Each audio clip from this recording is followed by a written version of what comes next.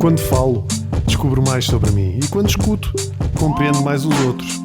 Mas quer abra a boca ou preste atenção, tenho cada vez mais a certeza que somos todos malucos.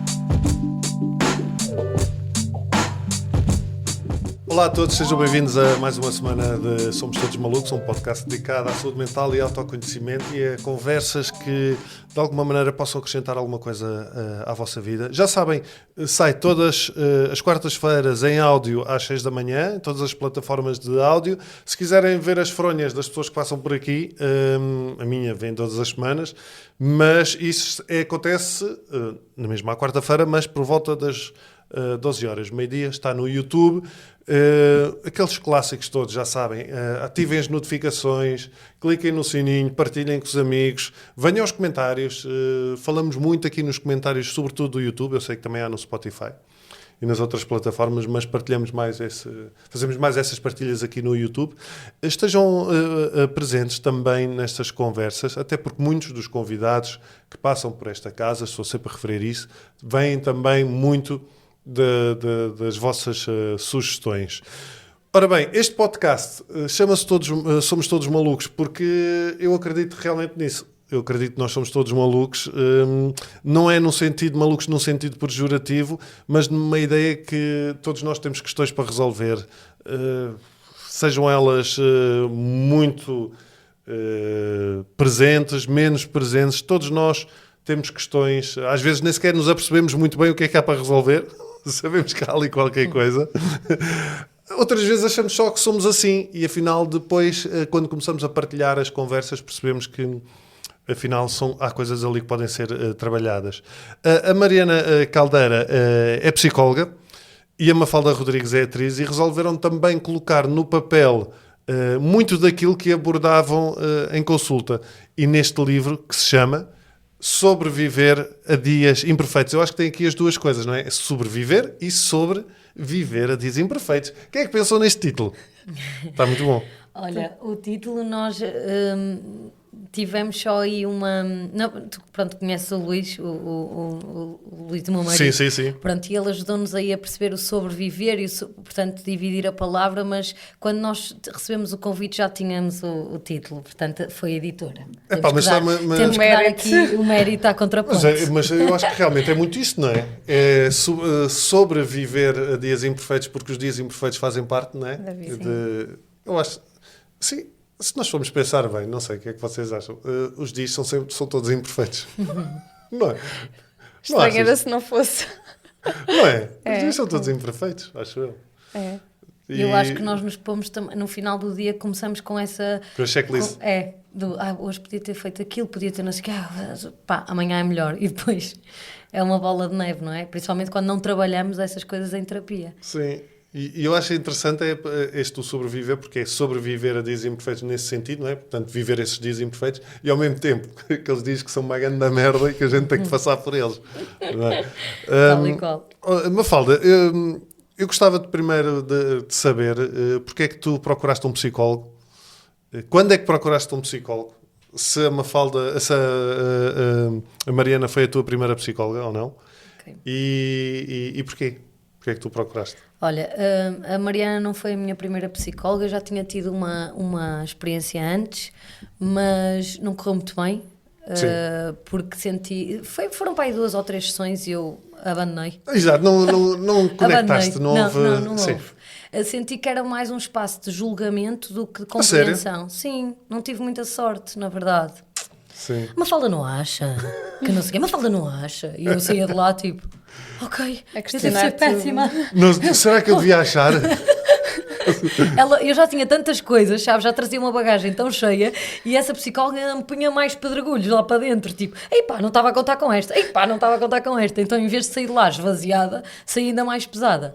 Pronto, mas na altura foi há muitos anos atrás, nem era casada, mas até foi a minha sogra que me marcou, porque, vê lá, a minha sogra marcou-me, obrigada sogra, porque eu estava a ter uma dificuldade grande com o Luís, tipo, meio de ciúmes e não sei o quê, e falei com ela sobre isso, tipo, não gosto que ele não sei o quê, não gosto, ou seja, super inseguranças, assim. Sim. E ela disse, mãe querida, isso não é nada assim, pronto, eu acho que, eu ia dizer, não é nada normal, tipo, ser tão exacerbado, deve ter aí algumas questões, olha, eu vou-lhe marcar, e ela marcou-me tão fofa. E... Ou então estava-te só a chamar maluca. Olha, eu acho que é, e depois deve ter dito ao Luís, esta gaja é um bocado maluca, mas...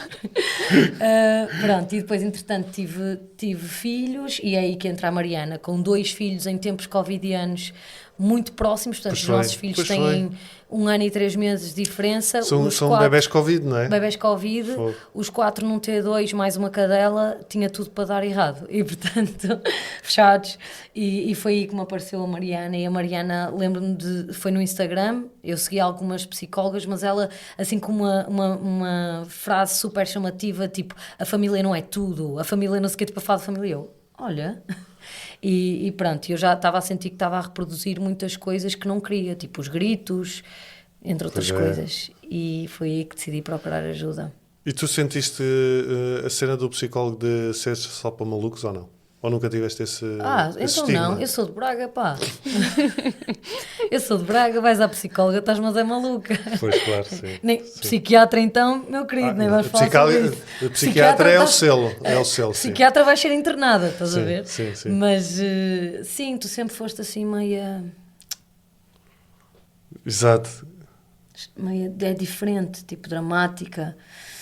Aquilo que tu disseste na introdução, senti mesmo isso, sabes? Quando nós não nos autoconhecemos, começamos a pensar que nós é que estamos errados, nós é que pensamos mal. Ou que é feitio, pronto, sou assim. Sim, sou não é? assim. Uhum. E tantas coisas que desconstruí com a terapia e com a Mariana, de se calhar eu até nem gosto tanto disso, ou então gosto mais daquilo, ou até os gostos, sabes? Quem é que te disse que tu gostavas disso? Quem é que te disse que tu eras assim? Dizem-nos tantas vezes tu és assim que tu acabas por acreditar. Sim. Há aqui, Mariana, esta ideia. Este livro sobre os dias imperfeitos aborda sobretudo estas questões ou seja, as principais questões da psicologia de uma forma geral, ou aborda muito estas questões que vêm da família, daquilo que nos marcou quando nós éramos pequenitos. Eu agora vou ser um bocadinho... Psicóloga. Não, assertiva naquilo que eu acho, naquilo que eu sinto, porque é aquilo que eu acredito, aquilo que eu estudo, é a minha corrente científica de base, que é mesmo essa, aquilo que nós vivemos na infância. Todos nós tivemos uma infância, todos nós já fomos uma criança, e portanto aquilo que nós vivemos na infância marca-nos de uma forma absolutamente incrível. E muitas vezes, a idade adulta, nós temos reações, nós estabelecemos relações, tanto com os outros como connosco próprios, que não fazemos ideia que tem tudo que ver com a forma como nos cuidaram, como se relacionaram connosco. E, portanto, eu diria que tu começaste a introdução e eu estava a ouvir-te e estava a pensar, não vou interromper, mas eu acho que é... Apeteceu-me também. Também te apeteceu. Também me Nós somos apeteceu. péssimos. Francamente. Sim, calma, deixa ao menos dizer a introdução. Exato. Porque, de facto, estranho seria, ou estranho é, quando nós achamos que não temos problemas. Eu desconfio sempre dessa malta. Pois. Eu desconfio Eu sempre. tive uma infância feliz, e tu? Não, isto nem tanto. Agora aquela malta que diz assim, eu não tenho problemas para resolver. Sim. Não, eu acho que é quanto. E tu, como é que foi a tua infância? Nem me lembro. Nem me lembro. Aí, pronto, se não se lembra, aí já está ainda pior. Já está condenado. Faço logo assim. Opa, olha, eu vou dizer-te, a minha irmã não tem memórias de infância. Ou melhor, só tem ali um período, porque nós não tivemos propriamente uma infância. Eu não gosto de dizer, não gosto de colocar selos de difícil ou fácil. Foi o que é. Foi o que foi, não é? Foi aquilo que se viveu. Mas há uma história que eu já partilhei aqui muitas vezes, que eu tive um irmão que morreu antes de eu nascer. O meu irmão morreu com 15 anos, em 79, e eu nasci em 80. E a minha irmã é 7 anos mais velha, portanto ainda acompanhou este irmão. Portanto, é normal que há ali muita coisa que não foi falada, não foi desconstruída, não foi abordada, e é normal que ela não tem Claro mesmo que não. memórias. Ela deve ter ficado sem chão, sem perceber o que é que... Claro, sim.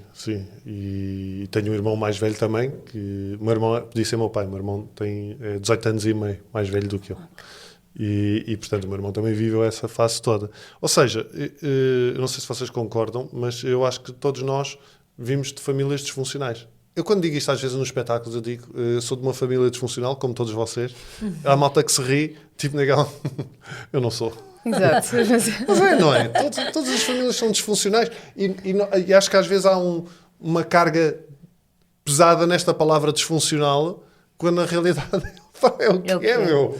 Não é? Sim, acho que é mais fácil dizermos que são imperfeitas. As pessoas assim Sim. ficam menos na defensiva. E mesmo assim, há de haver alguém que vai dizer não. E na minha Mas família... eu acho que é diferente ser disfuncional e tóxica.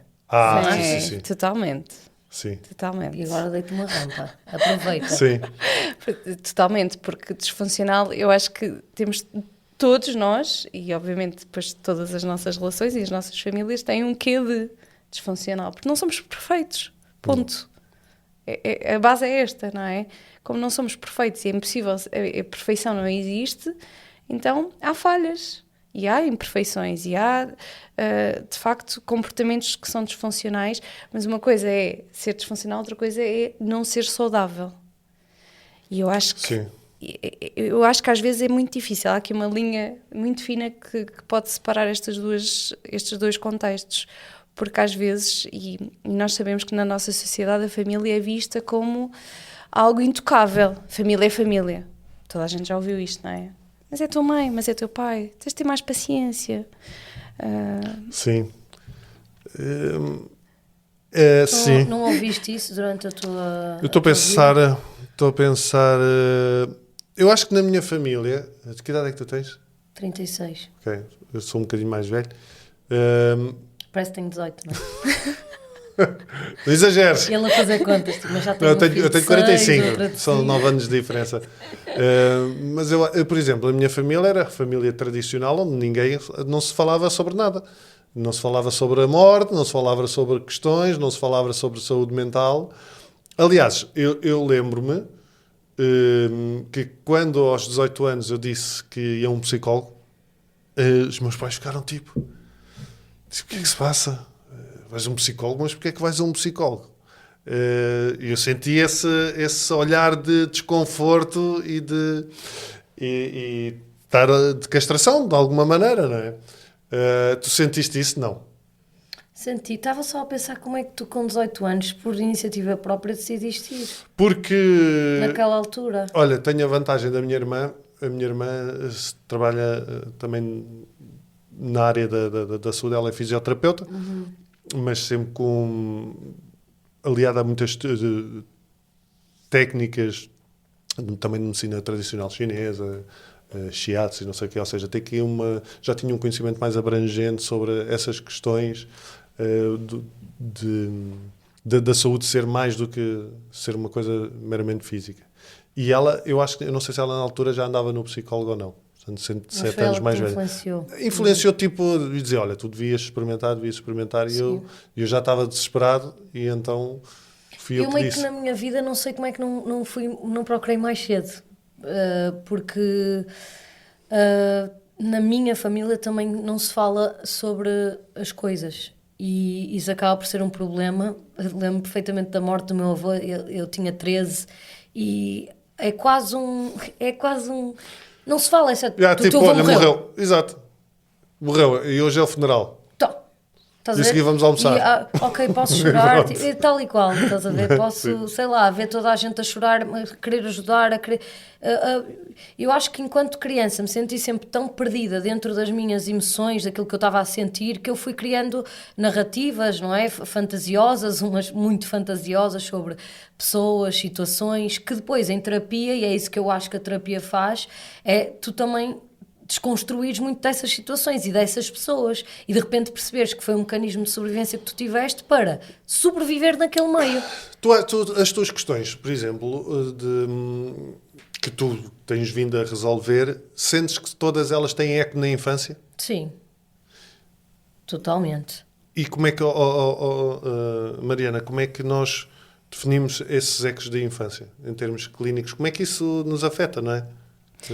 Nós podemos falar em várias coisas que felizmente já são cada vez mais comuns. Por exemplo, já ouviram falar em gatinhos, em feridas emocionais, portanto é aquela coisa muito visual de uma ferida física, vê-se, não é? O sangue, e cuida-se com pomadas, cremes, betadines, por aí, ligaduras se for preciso, gesso. Uma ferida emocional não se vê, não se consegue ver, e portanto, mas não é por Mas isso reflete-se. que tem menos impacto na vida de uma pessoa. Às vezes é muito o contrário. Em consulta eu ouço muitas vezes as pessoas a dizer: eu lidava muito bem com as tareias, mas não lidava nada bem com a desvalorização, com a negligência, com a comparação, com a crítica. Portanto, isso ter um impacto muito maior nas pessoas, agora que são adultas e conseguem olhar para trás e percebem que isso tem um impacto muito maior nas pessoas do que o terem levado tareia, o levarem com o chinelo, coisas assim muito agressivas. Físicas, porque são mais físicas. Porque são mais físicas. E, portanto, parece que essas partes, o físico consegue ser organizado. O emocional não consegue ser organizado se nós não tivermos ajuda. Sim. Porque nós somos crianças e, portanto, nós não temos competências para. Nós precisamos de acompanhamento para gerir as nossas emoções. E tu sentias isso ou não? Como é que tu começaste a perceber, tipo, espera aí, eu faço isto por causa disto, com que lidei na minha infância? Pois, olha, essa questão é super geral, mas eu vou-me tentar lembrar assim. Olha, por exemplo, o grito, que eu falo no livro, era logo um impulso, sem pensar, quase havia gatilhos, estes gatilhos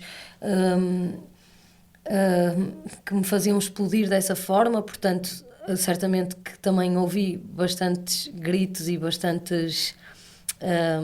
Tu tens irmãos? Tenho, somos 4. E depois? E muito afastados nas idades ou muito próximos? Nós, os 3, somos mais próximos e depois tenho sim, um mais novo. Um mais mais novo. novo, sim. E eu acho que, como foi sempre uma casa muito barulhenta, Pois. meio que estava já, o meu eco de infância estava a transformá-lo ali, na minha casa, com os meus filhos. E quando vi o meu filho, portanto, ele devia ter pai 3, não, Mariana? 3 e ela 2, ou 2 e 1, imagina. E ele a dizer, tipo, tu não podes, não sei o que, 5 dedos, e não podes, e não sei o que, porque tu não podes. E eu pensei, foi nesse momento exato que eu decidi procurar ajuda. Tu viste que tem espelho, não foi? Tal e qual. Foi tipo, aquilo bateu-me. Ele Vi pai e irmã. Ele para a irmã. Ele para a irmã.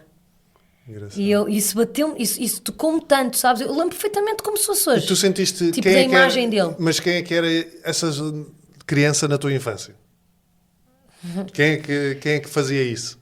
Era a tua mãe que te dizia isso? Era o teu pai? Pois. Boa pergunta, né? Parece eu podia ser psicólogo. Eu estou a adorar porque vocês os Estou dois... em consulta. Exato. Estou em consulta com Raminhos. Consulta com Raminhos. Depois Exato, à depois saída pagas no dou-te. fim. Mandas uma fatura.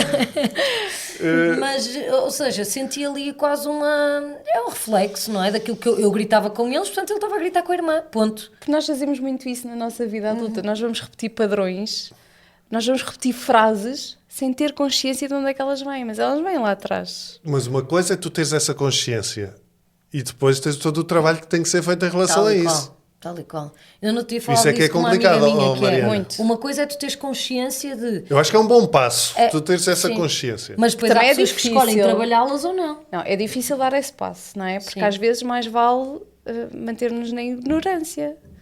Porque é mais fácil. Eu acho que depende muito das pessoas. O manteres na ignorância. Há aquela expressão americana, não é? Ignorance is a bliss. A ignorância é uma bênção. Porque realmente quando tu desconheces, há pessoas que seguem simplesmente...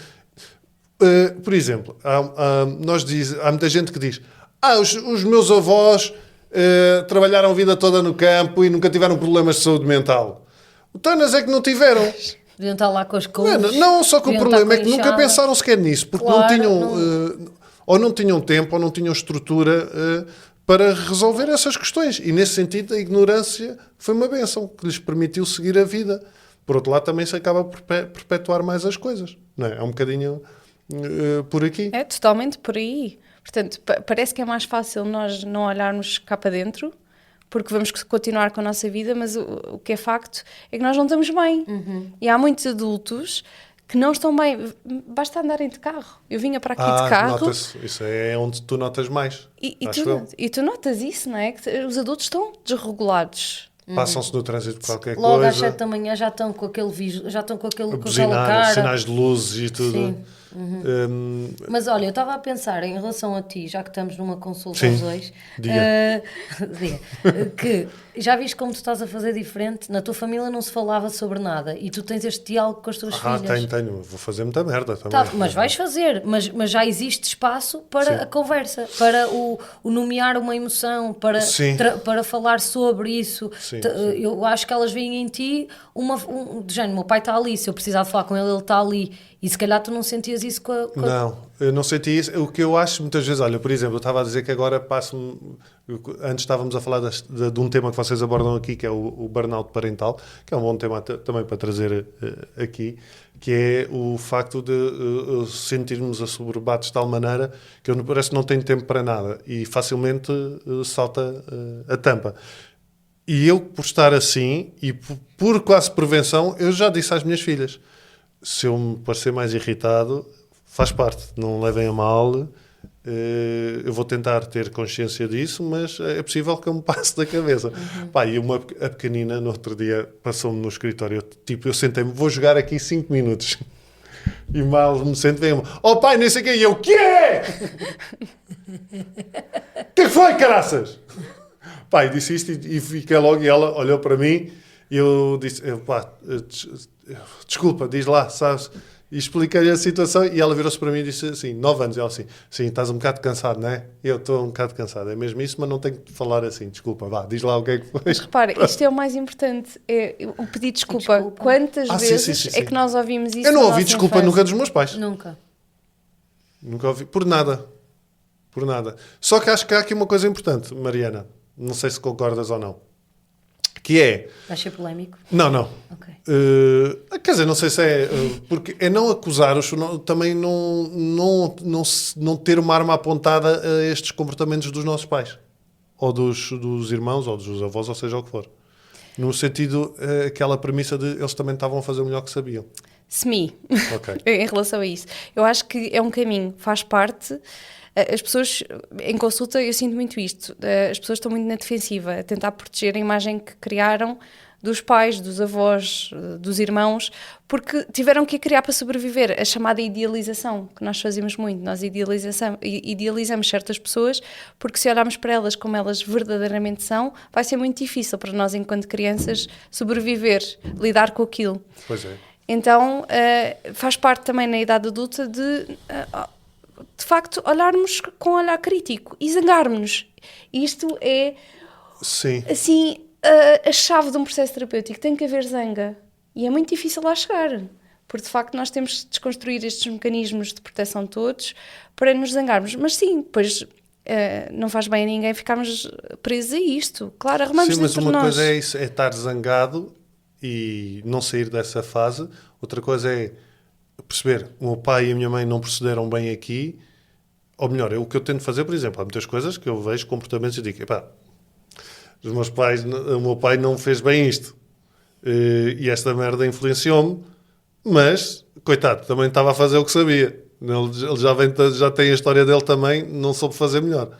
Mas provavelmente tu já passaste pelo teu processo terapêutico estas fases todas, ou seja, para ti, possível. tu já não estás a desvalorizar, tu já estás só a aceitar Estou a que ele aceitar, é assim. sim. Não, ou seja, o que eu faço, o que eu estou a tentar dizer é: não estou a desvalorizar aquilo que ele poderá ter feito menos bem, ou estou a reconhecer que isso teve importância, mas também não estou a apontar-lhe uma arma. E, por outro lado, também eu procuro que isso não entrar no papel de vitimização. Ou seja, no sentido de: eu sou assim porque me fizeram isto. Não sei se isso não é importante. Posso? Claro. Eu acho que é importante. Adorei o dedo Com no ar. licença. Eu acho que é importante ao longo. Foi comigo, atenção. Tudo o que eu falo Claro. é em relação a mim. Foi importante eu, no processo, manter-me um bocadinho nessa bolha de vítima e depois conseguir sair de lá. Sim.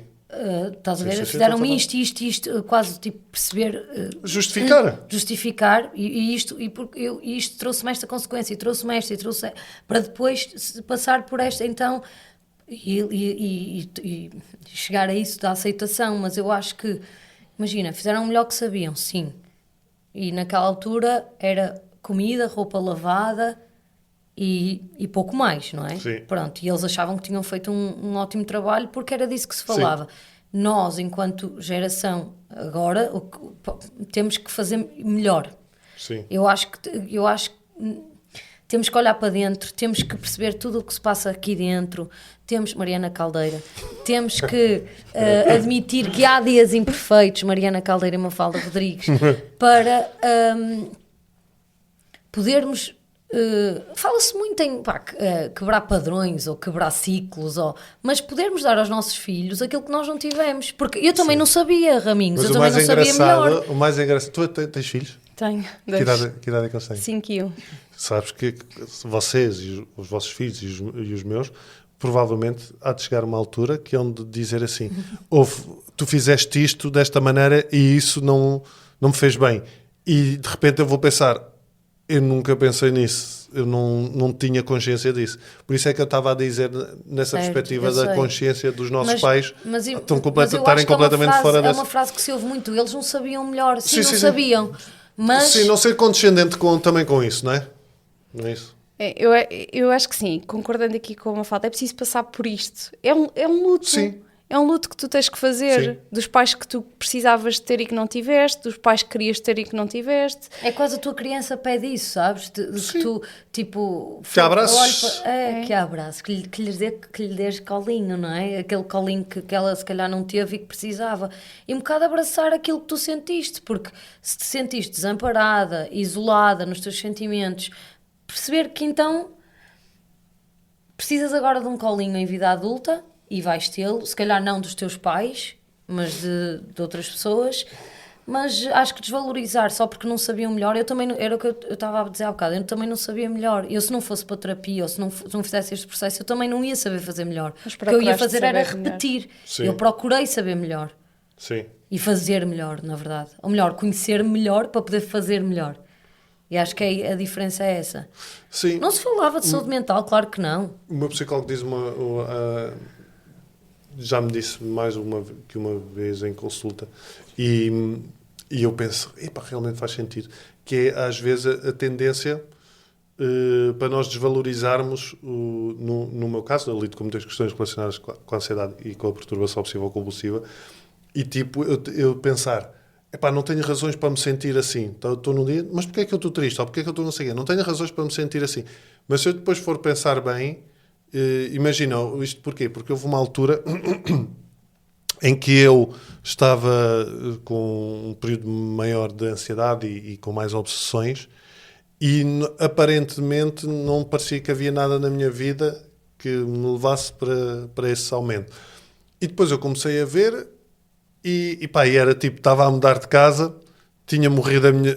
já não sei quem, tinha-me nascido uma filha, ou seja, tinha aqui uma data de coisas. E o meu psicólogo estava a dizer, há que aceitar que essas coisas têm influência e não há problema nenhum em dizer, caraças, eu tenho razões para me sentir na merda. Eu tenho razões, agora, isso aceitar e a partir daí, o que é que eu consigo fazer com isso?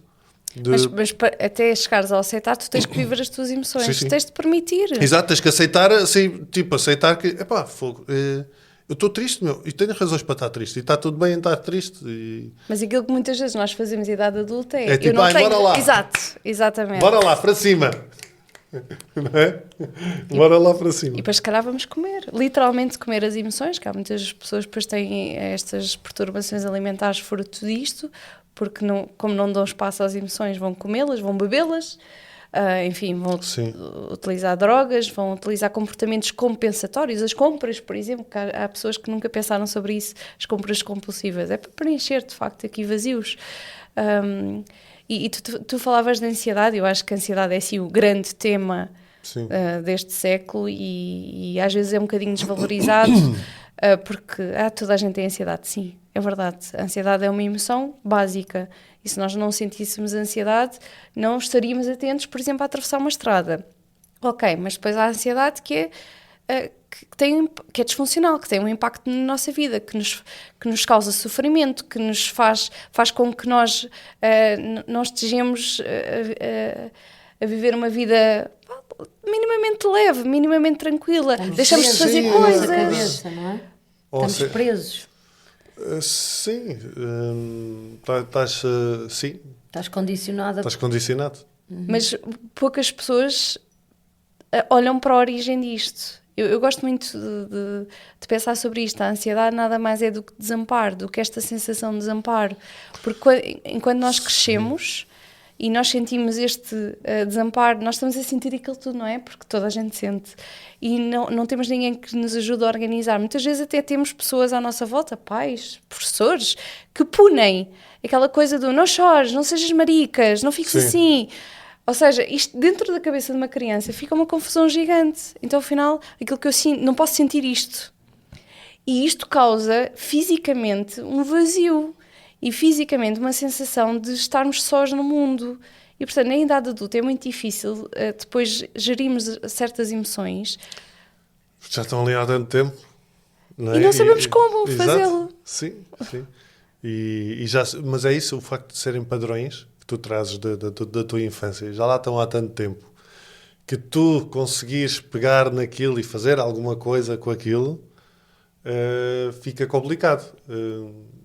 Por exemplo, o que é que tu sentes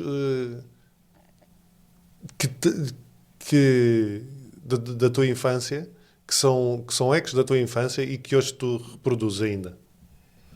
Por exemplo, essa questão dos gritos, mas, por exemplo, eu vou-te dar alguns exemplos meus, tipo a autoestima, O auto-boicote, o boicote e a procrastinação, isso em que aspecto? em adiar coisas importantes que tenho para fazer. Por exemplo, e como é que tu trabalhaste isso em consulta? Tinha Não. alguém... Não adiando. Tinha alguém a dizer-me, fala, vá lá, vamos falar sobre isto.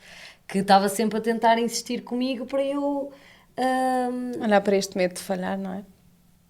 Ou seja, Estás a ver? não tomavas decisões É com o medo medo. de isto Sim. de não correr bem. Sim, também falamos Ou disso. seja, para te protegeres, tipo, a não falhar, a única Sim. maneira de eu garantir não falhar é não fazer. É não fazer. Eu também falo muito disso no livro, que é como escolhi uma profissão que é difícil para Isso é este engraçado tipo ao mesmo tempo. Imaginam que é estar num casting, não é? Um casting para uma série, eu não sei o quê, e eu já estou, assim, no momento em que eu me sentei, já estou a auto-boicotar-me. Olha, está aqui aquela, aquela é muito gira. comparação, Olha aquela não sei o quê, aquela, está aqui, nunca vou ficar nisto, já fui. Eu vou entrar naquela sala de casting, eu não vou ficar. Não vou ficar, porque já estou. E depois eu viste, eu já sabia que tu não ias ficar, isto é o meu Isso é tão diabinho aqui engraçado. dentro. E de onde é que tu achas que vem isso? Da tua Da quantidade de vezes que me disseram tu não consegues, tu não Mas és tu- capaz, mas não tu és tens suficiente. memória disso? A maior parte das vezes nós não temos memória de situações. Mas a Mafalda tem uma memória, e eu acho que é isso que torna também o livro Tens muito rico. lembras de tudo. Porque ela tinha diários e a Mafalda foi buscar Ai, pedaços dos diários e eu acho que isso é... o meu diário eu só falava de gajas. Depois tipo com aquela atrás do pavilhão. Sim, basicamente. Eu não. Eu falava, eu tinha poemas sobre o medo aos 12 anos, ok? Fogo. Maneira Tu é uma artista. Olha, o drama para qualquer pai, um diário. E agora Exato. fui buscá-los, tal. Tinha pai tipo 7. E isso foi um exercício que eu fiz com a Mariana, não para o livro, muito antes do livro ser uma realidade, em que ela me disse, olha, tu vais lá, vais ler o que escrevias. E eu, não, lá. E foi super interessante quando eu fiz isso, porque ela obrigou-me. E tu, ela se calhar, obriga a coisas. ao ler o diário, tu começaste, ai, caraças, isto Eu faz fui para lá, fui para aquele muito sítio, sentido. eu fiquei assim, pequenina. Foi. Uma das coisas, sentir-me pequena, sentir sempre que os outros são melhores do que eu. Engraçado. Eu tenho muitas coisas disso. Eu, por exemplo, há muitas questões que eu acabo nas conversas que tenho aqui. Quem ouve o podcast, se calhar já ouviu alguns destes temas que eu vou abordar aqui, mas faz sempre sentido, tendo em conta a conversa. Eu sempre tive o medo de falhar e eu era muito bom a desporto. Vôlei, jogava basquete e eu, desistia de tudo. Desistia de tudo porque não era capaz. O stress de está toda a gente a olhar para mim e os outros são melhores do que eu não vou conseguir e não sei o quê. E eu acho também depois, se calhar, foste para um lado mais da comédia, porque na comédia, não é? Sei lá porque é que fui. É mais, Sei lá. tens mais permissão. Não sei. Não? Se calhar tinha que ir. Não Mas sei. olha, dar-te aqui um grande agradecimento, não só eu, mas como toda a gente que fala sobre saúde mental, de tu teres ido de um registro tipo de comédia em que toda a gente te quase encaixava ali e de repente estás a falar sobre assuntos tão necessários e tão sérios como é a saúde mental. Muito obrigada. Nada, muito obrigado. Não, Daniel, obrigada eu sempre. por ter dito. Eu estou a sentir uma inversão, portanto agora é o Raminhos que tem que pagar a Mafalda no final. Porque eu não sei como é que tu pensaste nisto, mas é mesmo muito Foi natural. Pois. Eu acho que foi da premissa de... Lá está, eu até aos 18 anos, eu comecei a fazer terapia aos 18 anos. Mas também não correram bem, foi uma coisa interessante, tu disseste logo de não ter corrido bem com a primeira psicóloga. Há muita gente que desiste ao primeiro psicólogo e houve uma pessoa que uma vez apresentou-me aqui uma razão muito válida, que é desistem do primeiro e não voltam a mais. Porque acham, pronto, já tive a experiência. Outra razão é o facto de o peso de ter que voltar a contar a mesma história à outra pessoa.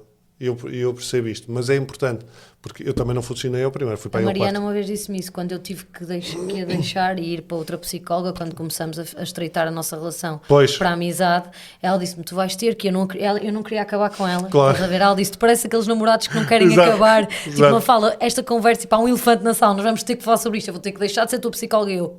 Não, tipo, mas era isso, eu não queria, eu disse-lhe isso, não quero ter que estar a voltar a contar tudo, tipo, que chatice, tipo, tu já sabes tudo sobre mim.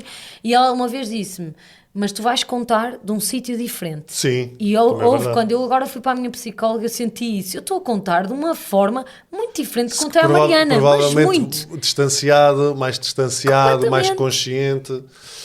Mas eu lá está, aos 18 anos eu fiz psicanálise, não gostei nada. Na altura, principalmente para quem tem uma perturbação obsessiva-compulsiva, eu queria era parar de lavar as mãos e de estar sempre a pensar nas mesmas merdas. Ou seja, só para aí ao terceiro ou quarto psicólogo é que a coisa começou a encaminhar. Mas, e foi aí que eu percebi, quando o psicólogo me disse, olha, tens isto, ou parece-me que estás a lidar com estas questões, e eu comecei a perceber, afinal não sou só eu. E por isso é que eu partilho, porque eu sei que quer que eu diga aqui, ou nos reels, ou seja o que for, há sempre alguém que se vai identificar. E por isso é que eu falo sobre Desculpa, eu acho que isso é tão poderoso, porque e eu trabalho muito com famílias tóxicas, e de facto existe muito esta sensação de Sou único. Eu é que era o problema. Só eu é que sentia eu isto. era um maluquinho, eu era o esquisitinho, era o nojentinho. E eu sentia que muitas vezes isto não era dito de uma forma pejorativa no sentido de peso. Era a maneira das pessoas falarem. Aliás, eu dizia muito em stand-up que nos anos 80 não havia ninguém bipolar. Era só uma besta. Não era. Não havia bipolares, não havia um primo com depressão, era um dricas que não saía de casa, um preguiçoso. E era a maneira das pessoas viverem as coisas, porque não se falava de outra maneira. E sim, eu tinha essa ideia de, eu sou assim, olha, se calhar sou eu que sou assim. E depois começo a ler livros e a perceber padrões exatamente iguais ao meu do outro lado do oceano. Nos Estados Unidos, estudos clínicos e não sei o que, estudos de caso, e eu, graças, este gajo é igual a mim. E por isso é que eu falo das coisas. Nós também sentimos muito isso com o nosso podcast, o Imperfeitamente, que é como sou eu que dou o corpo às balas e falo sobre a minha experiência. Claro, é uma coisa muito pessoal e as pessoas identificam-se. As pessoas tipo vêm, não é perspectiva eu só sempre senti clínica. isso, eu não sou a única, que bom ouvir a Mafalda, que bom E ouvir a por isso Mariana. é engraçado tu estares a dizer essas questões da autoestima e da comparação, porque é uma coisa que eu sinto muito. Por exemplo, na comédia, houve uma altura que eu estava-me a ficar muito difícil atuar, porque quando eu comecei a ficar mais conhecido, porque era a cena de eu tenho que ser bué da bom. Yeah, E antes de entrar em palco, ou entrava um gajo, eu ouvia os risos e este gajo é melhor do que eu. Este gajo vai não sei, E estás ali, e aquilo eu está a vou ser crescer. uma grande merda. E depois é tal lógica, se eu estou a pensar que vou ser uma bosta, eu vou entrar, mesmo que corra bem, eu vou encontrar qualquer coisa para dizer. Podia ter sido muito melhor. E eu antes de entrar em palco, muitas vezes, tipo, tenho aquela sensação, eu acho que também deves sentir isso, que é, para que é que eu me meto nisto? Para que é que estou a fazer isto? Claro, tipo, claro. para que é que eu fico... Mil profissões. Ou seja, o coração a bater aqui e tudo, e eu estou, tipo, vou entrar e estou, tipo, porquê é que eu me dei para isto? Porquê? E houve uma vez a minha psicóloga, agora atual, que me disse uma coisa sobre isto, que é, eu não tenho que provar nada a ninguém. Eu tenho que provar para mim próprio. Sabes? É comigo. Sim. Tipo, esquece se estão 200 pessoas, 250, 600, tipo, o que for, não interessa. tu tens que, é para ti, não faças para os outros, faz para ti. E isto mudou um bocadinho também a minha forma de me ver, ou pelo menos tentar acalmar um bocadinho a minha mente, de calma, não está cheio sim, mas porque é muito essa, sim. é muito essa, parece que eu fico com medo de, vão perceber que eu sou uma farsa, não é? O tal síndrome do impostor, Sim. tipo, vão perceber que eu realmente não Pois sou é assim tão engraçado boa. que nós temos dentro de nós muitas coisas misturadas, não é? Não é tipo, eu só tenho síndrome do impostor, eu só Não. tenho falta de autoestima. Não, está Então tudo... nós artistas, tipo, Sim. é uma data de coisas. É toda a gente, Sim. toda a gente. É um embrulho, é verdade. É um embrulho, é muito complexo. E tu estavas a falar, eu estava a pensar noutra questão que tu tens e que tu falas publicamente, senão também não traria, que é a necessidade de agradar. Tu também só chegas a este ponto de conseguir concentrar-te em ti e esquecer os outros porque já passaste também por este trabalho. Porque nós temos muito esta coisa de... Porquê é que nós temos esta necessidade de agradar? Porque provavelmente temos medo de perder as relações. Porque provavelmente, enquanto crescíamos, fizeram-nos acreditar que nós somos responsáveis pelo bem-estar dos outros. Sim, e principalmente se vês numa família com muita gente, se calhar, no núcleo, não sei se faz sentido ou não, mas tu vives num núcleo, no teu caso, com 6 pessoas, não é? Os teus pais e os teus irmãos, há sempre uma luta, não é? Quem é que agrada mais aos pais? Tal e Uma qual. falda. Tal e qual. Acertei? Acertaste. Porque eu faço psicólogo. Éramos 7, porque havia a minha ama Sim, também, a pessoa ok. que me criou, sim. Sim, tal e qual. E eu acho que preenchi muitos silêncios. Eu tornei-me mestra em Tu és preencher a, silêncios. tu és A terceira. a terceira, ok. Qualquer incómodo, qualquer coisa que havia, eu preenchia silêncios. Eu fazia um espetáculo, eu tentava ver as pessoas felizes. Sim. Sabes? Sim. Tentava ver as pessoas felizes. Isto É- agora baixou um bocado, senti que a Não. energia ficou um bocado pesada. Não, Agora- eu acho que... Por exemplo, daquilo que vocês podem falar aqui, desta relação e das tuas questões, o que é que tu sentiste mais difícil de trabalhar em relação A terapia? sim, e à família, neste caso? Olha, uma coisa que é tão difícil ainda de falar agora é sobre os meus pais, não é? Sobre... Porque, Os teus pais porque são eles estão vivos cá. ainda? Sim, sim, eles estão cá, os dois. E... Mas é mais fácil, porque já morreram. Posso dizer o que eu quiser. Estou a brincar, que eu já Olha que falava eles disto. ouvem-te. Também é possível, sim. E portanto, e nós dizemos isso logo no início do livro, que é, não estamos aqui, há bocado falavas em apontar uma arma, mas não Sim. estamos aqui a arranjar culpados, obviamente que não. Mas é difícil, Mas mas- é difícil porque, E se pensares como é que eles se sentem? pois, e eles agora vão perceber, eu estou aí inteira e crua e honesta, eles ainda não leram o livro, como é óbvio, e acho que durante a minha vida toda eu tentava partilhar poucas coisas sobre, mas a minha mãe isto, e sempre ouvi, tipo, mas é a tua mãe, mas é o teu pai, até de amigas, sabes? Sim. Tens tanta sorte, a tua família, não sei o quê. E eu penso, sempre cresci com esta de eu é que era um problema, e depois quando fiz este trabalho percebi que houve muitas questões que poderiam ter sido diferentes e ainda é muito difícil falar sobre os pais e o peso que os pais têm na vida de um filho e depois pronto, há aqui coisas complexas de... E até podíamos falar de pessoas que estão em situação, por exemplo, de cortar relações com os pais. Pois é isso. Que é muito difícil. Eu penso sempre sobre isto, porque eu vou partilhar no Instagram muito sobre isto e recebo muitas mensagens, muitos comentários, assim, agressivos. Direito. De quê? De Aí cortar está a Mariana. relações? Sim, sim, em relação a isso, muito agressivos, porque... E depois as pessoas, pronto, como não conseguem lidar com aquilo que sentem, atacam, não é?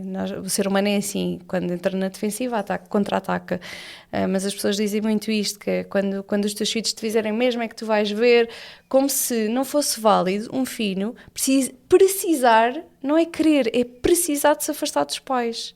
É porque um filho não quer afastar-se dos pais. Um filho quer, acima de tudo, estar com aqueles pais. Mas se não dá, se chega a um ponto em que não dá, em que não é possível, então também é válido que precise de se afastar. Mas a sociedade não consegue perceber isso.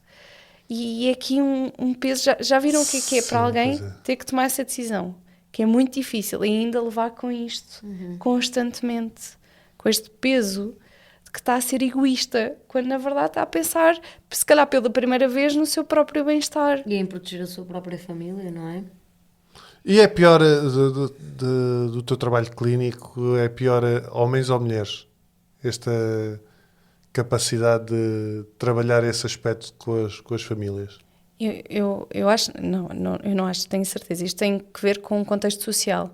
As mulheres, se nós olharmos para trás, têm aqui um papel diferente na sociedade. Sempre foram as cuidadoras, sempre foram... Portanto, as mulheres têm muito mais facilidade entre aspas, em carregar este peso, esta responsabilidade de cuidar. A carga mental, por exemplo. As mulheres carregam muito... Não estou a dizer que não haja homens que não carreguem, mas de uma forma geral as mulheres responsabilizam-se por tudo e por nada, portanto carregam aqui muito mais facilmente a culpa em relação ao cuidar. Os homens é mais a responsabilidade do desempenho, eles têm que prover a família, de cuidar financeiramente da família, de ter um bom desempenho profissional, de ter uma carreira, portanto são pesos diferentes. E então, se nós olharmos para isto...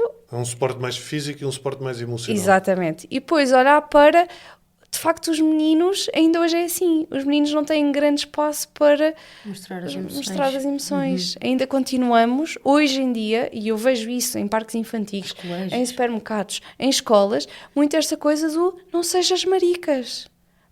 Quer dizer, não sejas maricas, isto tem um peso. Um menino ouvir, não é ouvir uma vez, ou ouvir uma vez não causa moça, é ouvir repetidamente isto. E, portanto, os homens têm muito mais dificuldade, na generalidade, obviamente não podemos dizer todos, mas em aceder às suas emoções porque, de facto, nunca tiveram espaço para... Até se vê no grupo de amigos, não é? Eles estão sempre bem. Tipo, há quase esta necessidade de se mostrar que estão todos bem, bora beber uma jola, estão todos bem, está tudo bem, não é? Tipo, podem estar na merda, mas depois chegas a casa, estou uma merda, tipo, e não falei sobre isso, porque não és habituado, não foste habituado a falar sobre. Sim, eu dizia muito isso também, eu fiz um espetáculo que se chamava, tive uma tour que o espetáculo chamava-se Não Sou Eu, É a Minha Cabeça, e abordava essas questões todas, e eu abordava muito essa ideia de, eu posso contar pelos dedos de uma mão os amigos com que eu consigo dizer estou cheio de medo disto, ou não consigo, ou tenho medo, ou whatever, ou estou cansado. Porque, aliás, eu quando escrevo, ainda há muitos comentários, quando eu faço partilhas, lá está, mais sentimentais, ou mais onde estou pessoais. A refletir, pessoais, ou refletir sobre determinados temas sobre saúde mental, há sempre um comentário de um gajo assim, anda mas a fumar uns canhões, pá! E não é só isso. Anda-mas a ver um filme, pá, deixa-te de merdas, pá. És um homem, pá, foste um homem, pá. O Benfica é que é uma bosta, pá, não pensa, Mas outro dia estava a ler uma partilha que tu fizeste e fui ler os comentários e achei curioso, havia de facto muitas pessoas a validar, mas depois havia muita aquela, não fiques assim, não estejas assim, porque é muito fácil, não é? Não fiques assim, está bem. Já Pronto, passou, exato, já exato. está. Já não estou. Exato. Olha, não fico assim. Não penses nisso. Não penses nisso. É o clássico. Não Não penso nisso. Então, para quem sofre de ansiedade, Eu estava não a penses ler nisso. aquilo e É estava- só eu ficar a pensar mais tempo. Ou então fico o resto do dia assim, não penses nisso, não penses nisso, não penses nisso, não penses nisso. Não é? Vou dar ao mesmo. As coisas não se resolvem dessa forma, mas a maioria das pessoas é um mecanismo de sobrevivência. É resolver dessa forma, é de facto não pensar sobre. Eu acho que... eu sinto que eu, por exemplo, estou a fazer em algumas áreas um bom trabalho comigo quando certas coisas que me incomodavam eu consigo ser pragmático. Vou dar um exemplo. Por exemplo, eu treino artes marciais e treino Muay Thai. E há treinos só de porrada mesmo. E há treinos em que... E eu lembro-me que há uns anos, mais para trás, eu quando treinava, quando era a parte do sparring, que é só de porrada, eu procurava companheiros que eu achava que de alguma maneira eu pudesse ou estar ao mesmo nível deles ou estar um bocadinho melhor do que eles. Hoje em dia eu procuro qualquer um e se levo nas trombas, como ainda ontem aconteceu, forte e feio, eu poderia ter muita tendência de sou um merdas e não quero. E eu ontem dei por mim a dizer se ainda tiver tempo ainda vou outra vez a este gajo. Não de vingança, mas ver o que é que eu posso melhorar. E aí eu percebo que já evoluí aqui. Não estás a fugir. Sim. E nós usamos muita fuga para nos sim. proteger. E até certo ponto da nossa vida foi importante. Sim, ok? foi protetora. Foi protetor. A ansiedade também foi protetora em algum momento. Exatamente.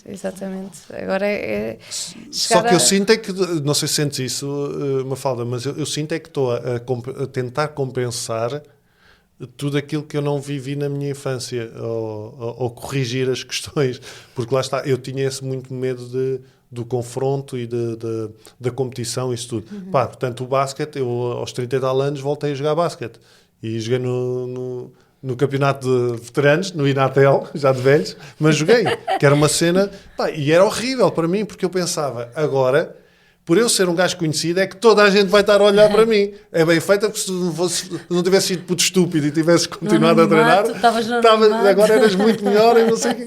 Mas pronto, ou isto, o treinar, ou lá está. Sim, eu acho que às vezes é só o pensar que é meio uma luta comigo própria, não é? Tipo, de quem é que Sim. eu estou a lutar comigo própria?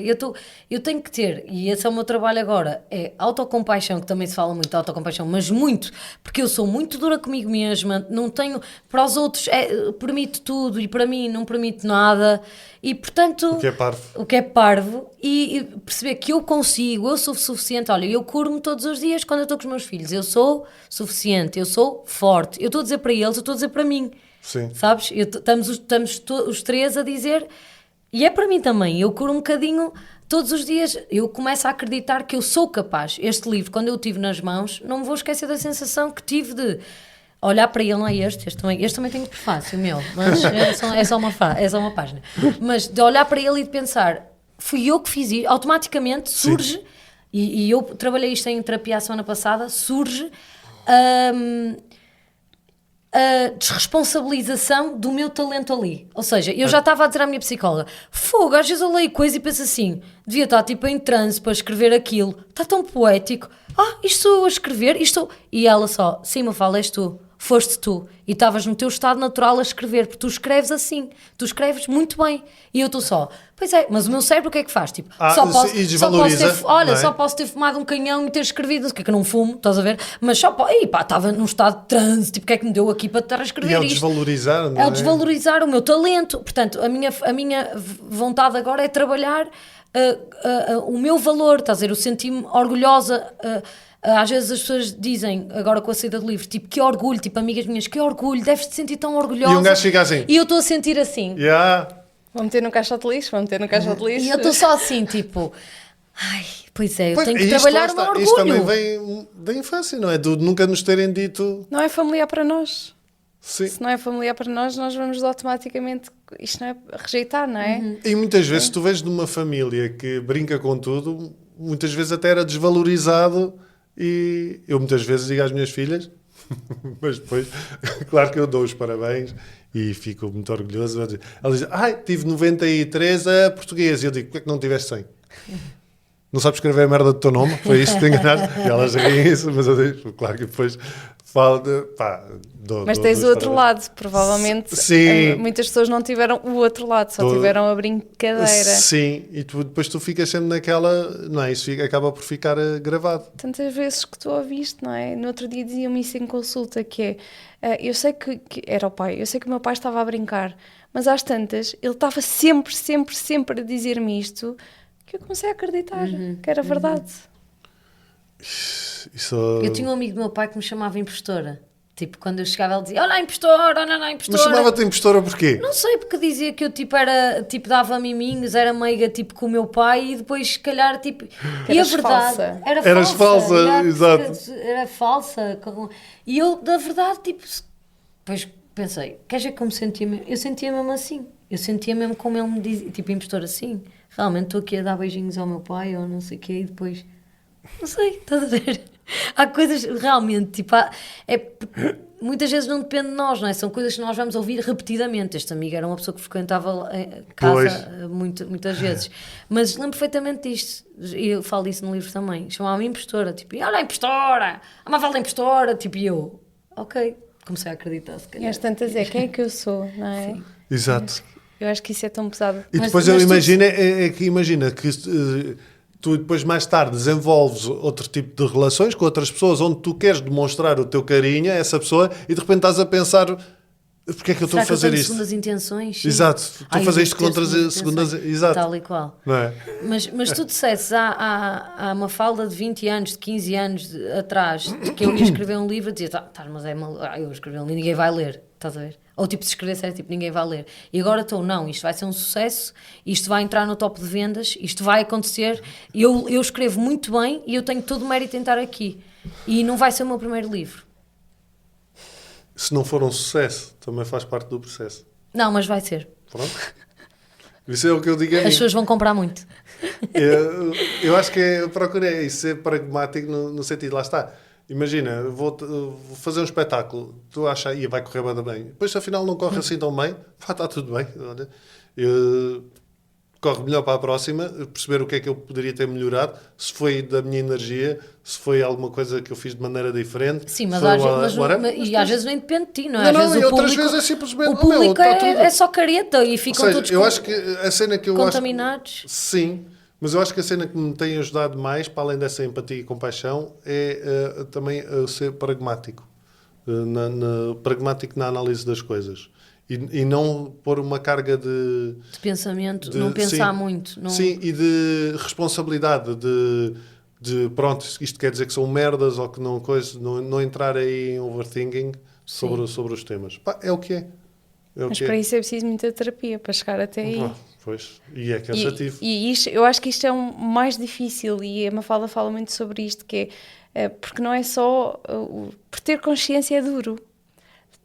Tens consciência, tens de lidar com os teus fantasmas, tens consciência, tens que estar em constante esforço para fazer diferente, tens consciência, vais necessariamente perceber que à tua volta há pessoas que não te fazem assim tão bem, e a Mafalda diz muitas vezes isso, e que vão cair ao longo do caminho. Isto é duro, porque às tantas começas a questionar, bem, o que é que eu estou a fazer? Não é? Porque o problema, eu acho que o mais duro é ter consciência dessas coisas e depois dizer assim, ok, então vai, bora lá.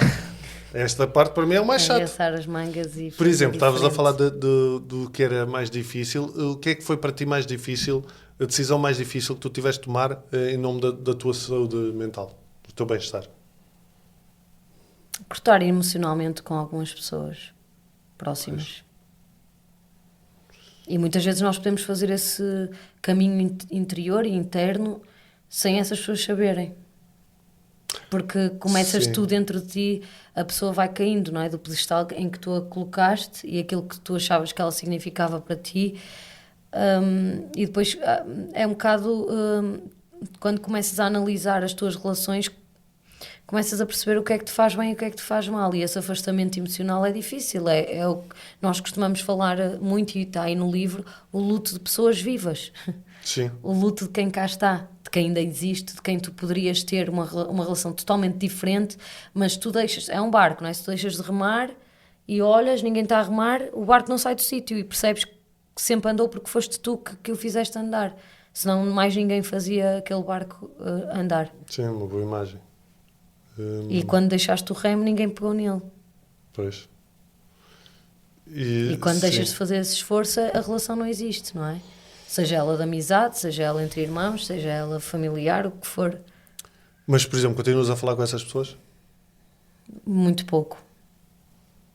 Eu, às vezes eu sinto, em relação a isso, é tipo, há um afastamento emocional, posso falar com essas pessoas de forma circunstancial. É isso. E não me sinto mal, está tudo tranquilo, mas não há... Não vais partilhar nada da tua vida com essas pessoas. Tipo, olha, fui ali numa viagem, não sei o que fiz. Principalmente o que eu sinto mais é a maior diferença que eu sinto é o não sentir a necessidade de querer fazer coisas com aquela pessoa ou de contar coisas, eu não sei o quê, é o que eu sinto mais. E o não esperar, eu acho que isso é o mais difícil também, o deixar de esperar certas reações daquela pessoa, o aceitar que não vai acontecer. Sim, não é? Tal e qual. Sim. Portanto, é possível nós mantermos relação fisicamente com as pessoas, mas fazer este afastamento, esta proteção emocional. Sim, é uma proteção. É um limite, no fundo. E podíamos, eu acho que os limites são talvez dos movimentos mais difíceis que nós, seres humanos, temos que fazer, mas também o mais importante, porque é isto que nos protege. Mas nós também vivimos numa sociedade que não nos deu espaço, não é? Tipo, aqui quem manda sou eu, os mais velhos é que... Respeito aos mais velhos. Respeito aos mais velhos, quando o burro fala, os outros baixam as orelhas. Portanto, nós crescemos sem espaço para ter voz, sem espaço para dizer eu quero, eu preciso. E, portanto, é muito difícil, a idade adulta, nós conseguimos fazê-lo, não é? E então, quando temos esta necessidade de agradar, este medo de perder os outros, este medo da rejeição, medo do abandono, ainda mais intenso vai ser esta dificuldade de colocar limites, vai ser muito mais difícil. No meu caso era muito físico também, quando estava com essas pessoas sentia que, vou dar um exemplo, entrei numa centro de saúde com um ataque de ansiedade / pânico, uma dor persistente no peito que não saía e eu Até cardíaco. a dizer, tipo, olha, mas eu estou mesmo a sentir. E foi depois de uns dias difíceis com a minha família. Eu entrei assim e a doutora dizer-me, tipo, isto não tem razão aparente médica para essa, não há razão médica para essa dor no peito. E eu estou tipo, mas eu estou a sentir, tipo, como é que esta pessoa me está a dizer, eu estou a sentir isto, olha, doutora, quando eu respiro, faço assim, é porque então não é, tipo, respiro Parece até, que tenho olha, uma eu só faca consigo, espetada e não consigo ir até ao fim. imagina que isto é o meu pulmão, eu só consigo respirar até meio, olha, aqui já me dói, olha, aqui já me dói, e ela está tipo, sabes, tipo, uma falda, não sei Vamos ali, há uma aula psiquiátrica. E portanto eu acho que é quando tu já estás a fazer mal a ti própria desta forma, tipo ao teu corpo, e eu tive alguns problemas, tipo cálculos renais, guardava tudo, estás a ver, pedras cá dentro. Também tive outra situação agora mais recente, tive um pólipo intestinal, também bastante grande, já assim uma coisa mais grave. E eu tenho tendência a guardar tudo, guardo tudo aqui dentro e depois as coisas não fluem, não é? E quando tu começas a perceber que esses ambientes e essas pessoas te fazem mal a este ponto, pá, só tens de proteger a ti e à tua família nuclear, à família que tu estás a criar. Sim, eu acho que das piores coisas, eu estava a pensar, das piores coisas para a saúde mental deve ser as festas de Natal, de família. Ui. Nós costumamos dizer, se sobreviveste a este Natal, boas, faltam 365 dias para o próximo. Top. Nós dizemos isso, mas é muito difícil. E nós ainda nem tocámos no tema de pais narcísicos, porque isto é toda outra questão. Mas depois achei Achaste que já era de fumetes. Já está bom rumo. Porque isso é outro nível, estou a ver os jogos, esse é um nível assim... Sim, são várias camadas que tu tens na tua família, portanto, eu acho que o melhor é respirar. E ganhares essa consciência de que o mais importante é te protegeres a ti. Limites. E impor esses limites e procurar saber o que é que se passa contigo. Sem dúvida. Não é? Aliás, que mensagem é que nós estamos no fim da nossa consulta. Que mensagem é que vocês gostariam de deixar a quem nos está a ver e a ouvir? Queres começar tu? Sim, eu acho que também dar aqui uma mensagem de esperança, na verdade, claro. para isto não ficar muito pesado, mas só para dizer que há sempre um caminho que pode parecer difícil, mas que no final compensa, porque vais estar a trabalhar em ti e vais trabalhar as tuas questões e vais sair mais forte. Apesar de, eu acho que houve uma altura no caminho que eu pensei, tipo, meu Deus, onde é que eu estou a entrar? Não consigo deixar mais pessoas cair, tipo, a minha vida toda está a desmoronar-se, mas dentro dessas ruínas emocionais, acho que tu consegues, no fundo, sair mais forte. Sim. É acreditar que é por um bom motivo e dares voz e cola a essa criança que noutra altura foi tão desamparada. Pronto, e quero essa mensagem de esperança e comprem o livro Sobreviver a Dias Imperfeitos. Está em todo lado. FNAC Bertrand Luque. Adoro.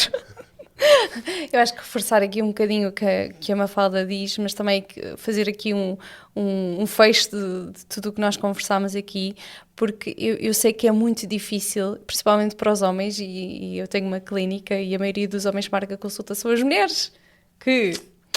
Pronto, e portanto que insistem, ou que até marcam por eles. Ingênuos que ele vai fugir. Claro. Porque se a pessoa não quiser, não há volta a dar. Mas felizmente há cada vez mais homens a procurar por sua própria iniciativa, e eu sei que é muito difícil, porque eu também estou do outro lado, eu também faço terapia há muitos anos e também já troquei de psicóloga 3 vezes. E eu sei que é muito difícil quando nós não nos identificamos com o profissional, quando parece que vem o reforço das crenças que nós temos de que isto não é para mim. Eu não tenho problemas assim tão graves, não é? É quase uma confirmação. Ou tipo, mais vale aceitar. É, exato. Mas os profissionais não são todos iguais, há abordagens diferentes e às vezes basta isso para fazer diferença na forma como nós nos vamos sentir na terapia. Somos pessoas, os psicólogos são pessoas e, portanto, está tudo certo se não nos identificamos. Claro, não quer dizer que seja mal profissional. E as abordagens, sim, todos temos abordagens diferentes e há necessidades que a pessoa tem que podem não estar a ser correspondidas por aquela abordagem. E eu sei que é difícil, mas a Mafalda estava a dizer que há de chegar a uma altura em que vai valer a pena. E eu digo muitas vezes isto à Mafalda, eu pergunto-me muitas vezes isto, e já não dá para voltar atrás, pois não? Porque a partir do momento em que tu começas a ver as coisas, a olhar para as coisas, tu não consegues fechar os olhos, tu não consegues aceitar. E isso é duro, mas é tão bom, porque nós não temos de facto de aceitar menos do que aquilo que merecemos. E há pessoas que estão presas em relações que não são boas para elas, porque pronto, é aquilo que elas acham que merecem, porque é o que é familiar, estão a repetir padrões, estão onde estão confortáveis e não tem que ser assim. E eu acho que se nós falarmos cada vez mais disto, eu acho que ajuda muito a trazer ao público, não é? Estes assuntos. Das pessoas perceberem que é possível, que não estamos sozinhos, que não temos que estar sozinhos, que há muitas pessoas que sentem, e eu ouvi o episódio recente da solidão. Sim. Há pessoas que sentem muito isto e que estão rodeadas de pessoas. Muitas vezes há esta sensação, não é? Porque é que eu não me sinto realizado? Porque é que eu estou sempre à procura de mais? E não é procurar no exterior, é procurar no interior. Nós temos que preencher o vazio que está cá dentro. Nem é preencher, porque há vazios não se preenchem, mas aprender a lidar com e arranjar estratégias para. E a terapia dá-nos isso, dá-nos ferramentas para podermos reerguer. E é um trabalho contínuo. E eu acho também é que, independentemente das dificuldades que vais encontrar quando entras num processo de autoconhecimento e de terapia, que vais encontrar dificuldades e vais ter que tomar decisões ou vais ter que pensar muito em coisas, por muito difícil que seja o processo, é sempre melhor do que o sítio onde estavas. Acho que é um bocadinho por aí. Assino por baixo. Não, para cima. Muito obrigado, Mafalda e Mariana, por estarem aqui.